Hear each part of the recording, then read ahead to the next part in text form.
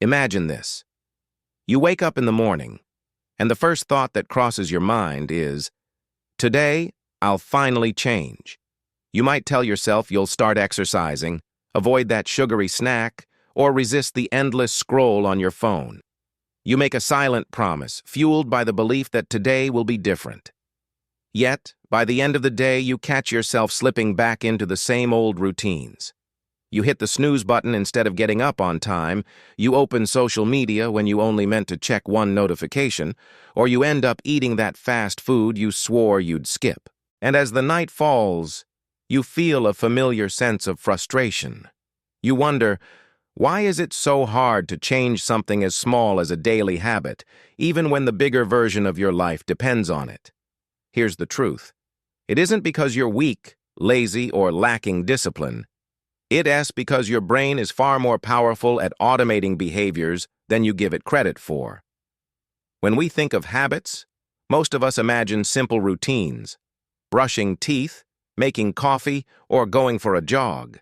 But underneath the surface, habits are invisible programs running your daily life. They're not decisions you make consciously every time. They're loops hardwired into your brain, guiding you without your awareness. Now, here's where it gets surprising. The popular belief is that habits form because of repetition alone. Do something enough times and it becomes automatic. While repetition plays a role, neuroscience reveals a deeper truth. Habits are not built by force of will or repetition alone. They rebuilt by your brain linking a trigger, an action, and a reward in a predictable loop.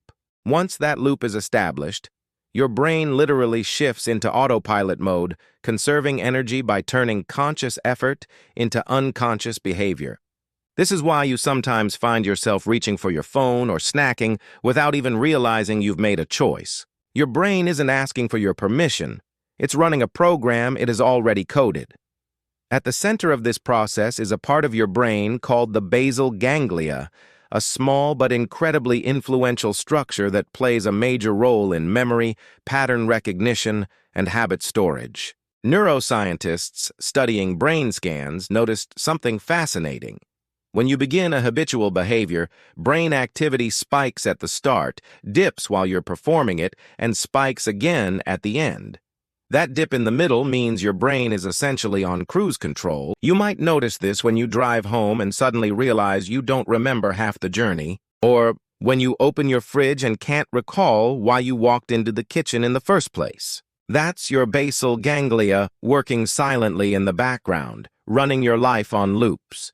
This brings us to the heart of the matter, what makes habits so stubborn and difficult to change. Most people assume that habits can be broken through willpower. You think if you try hard enough, you can delete a bad habit. But here's the counterintuitive truth. You cannot erase a habit. The neural pathway your brain created doesn't just vanish because you want it to. Once a habit loop exists, it's permanently stored in your brain. That's why people relapse into old routines even after months or years of change. The loop is still there, waiting for the right cue. But don't lose hope, because here's the liberating insight. While you cannot erase a habit, you can overwrite it. The trick lies in keeping the same cue, keeping the same reward, but changing the routine in between. Think of it like hacking your brain's software. For example, if stress is the cue that pushes you toward junk food and the reward you're seeking is comfort, fighting the craving directly almost always backfires. Instead, you swap the middle part of the loop. You keep the cue, stress, and keep the reward, comfort. But you change the routine. Instead of reaching for chips or ice cream, maybe you take a 10-minute walk, do a breathing exercise, or call a friend who makes you laugh. Over time, your brain learns that this new routine also delivers the same reward.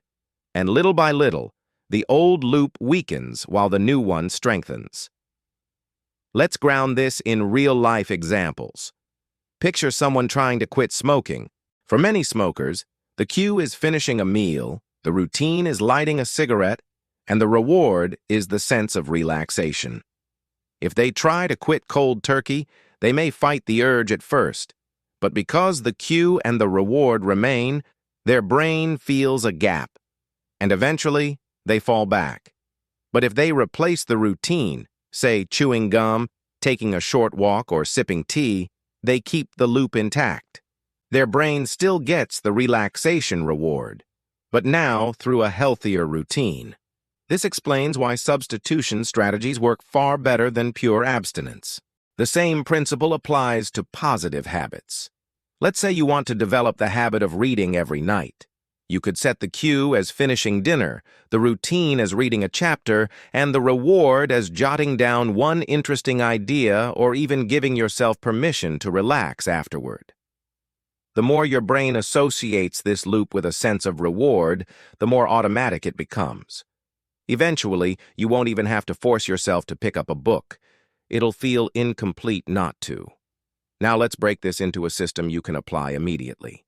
Step 1 is awareness. Most people underestimate how powerful it is to simply identify the cue. Pay attention to the exact moment you slip into autopilot. Is it a time of day, an emotional state, or a physical trigger? For instance, you might always crave caffeine at 3 p.m., or you might find yourself scrolling social media whenever you feel bored or anxious. Identifying this cue is half the battle. Step 2 is experimentation. Once you've identified the cue, test different routines that could deliver the same reward. Instead of social media, maybe you try journaling. Instead of that afternoon coffee, maybe you take a brisk walk or grab a piece of fruit. It won't always work perfectly on the first try, but the key is to keep experimenting until you find a substitute that satisfies your brain in a similar way. Step 3 is reinforcement. Your brain runs on dopamine, the neurotransmitter that locks in behavior. When you succeed in swapping a routine, reward yourself. That could mean celebrating mentally, acknowledging your win, or giving yourself something enjoyable. It doesn't have to be big. The act of consciously recognizing your progress helps your brain register the new loop as valuable. Over time, these loops stack up and become your identity. You stop being someone who's trying to change and start being someone who naturally behaves that way. Think about this. Every successful person you admire, from elite athletes to top entrepreneurs, is not necessarily more disciplined than you. They simply design better loops. They've automated the behaviors that matter most, so their brain is working for them, not against them. Discipline feels exhausting if you rely on it every single time. But habits, once formed, feel effortless. They shift the burden away from willpower and place it onto structure. And this leads us to a deeper, thought-provoking realization. Habits aren't chains that lock you into behaviors you can't escape from. Your future self. The person you become is simply the sum of the loops you've built, consciously or unconsciously. If your current life doesn't reflect the person you want to be, it's not a matter of lacking character, it's a matter of running old programs. The empowering part is that you can rewrite the code. So here's the challenge. Don't just nod and think this sounds interesting. Look at your own life and pick one loop you want to rewire. Just one. Maybe it's the way you spend your mornings, the way you react to stress, or the way you use your downtime at night. Map it out. What's the cue? What's the routine? And what's the reward? Then design a small but meaningful substitution. Stick with it, reward yourself, and watch as the loop rewires over time. When you master this, you'll notice something remarkable. You'll free up mental energy that used to be wasted on fighting yourself. Instead of battling with willpower every day, you'll glide into behaviors that align with your goals. You'll discover that true freedom doesn't come from rejecting structure, it comes from mastering it. Your habits become invisible allies, guiding you toward the person you're meant to be. And if you want to keep unlocking these kinds of insights, where science meets practical application to help you master your own mind, make sure you subscribe to this channel. Because the next video could change not just how you think, but how you live.